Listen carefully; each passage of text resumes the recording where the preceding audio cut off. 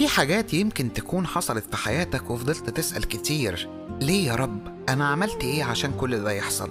طب إيه رأيك لو الإجابة بتاعت ربنا إن ده مش عقاب لكن خطة؟ في إنجيل يوحنا الإصحاح 9 نلاقي التلاميذ كانوا سألوا السيد المسيح سؤال إحنا بنسأله لحد النهاردة: مين أخطأ علشان الراجل ده يتولد أعمى؟ لكن المسيح رد بطريقة مختلفة خالص: لا هو ولا أهله، لكن عشان يظهر مجد ربنا فيه. يعني إيه الكلام ده؟ يعني مش كل حاجة وحشة في حياتك تبقى عقاب، مش كل وجع يبقى تحسه إن هو نتيجة مباشرة الخطية ليك. في أوجاع ربنا بيسمح بيها علشان يعمل بيها حاجة أكبر بكتير من مجرد حل المشكلة. يمكن انت شايف موقف قدامك لكن لسه بصورته الناقصة، في الوقت اللي ربنا شايف فيه قصة كاملة لكن لسه بتتكتب.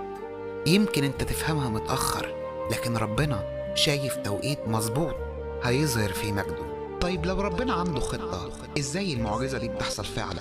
المسيح وقتها عمل حاجة غريبة جدا، عمل طين وحطه على عين الراجل. يعني لو فكرت فيها بالعقل المفروض ده يخليه يتعمي أكتر، مش هيخليه يشوف. لكن هنا الفكرة المهمة إن ربنا مش دايما بيشتغل بالمنطق بتاعنا، لكن بيشتغل بقدرته هو الغير محدودة.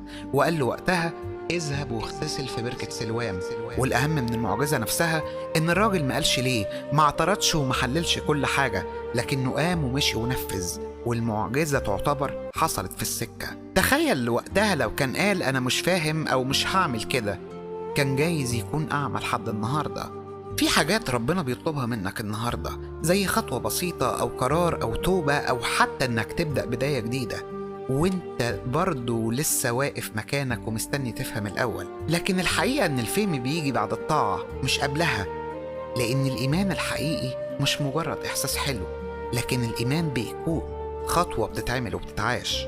فالمرة الجاية لما تمر بوجع ما تسألش بس ليه يا رب، لكن اسأل كمان انت عايز تعمل ايه من خلال ده. ولما ربنا يطلب منك خطوة ما تستناش انك تفهم كل حاجة، لكن ابدأ انك تمشي وتتحرك، لان اوقات كتير الطريق اللي بيكون مش مفهوم هو نفسه الطريق اللي بتبقى فيه المعجزة.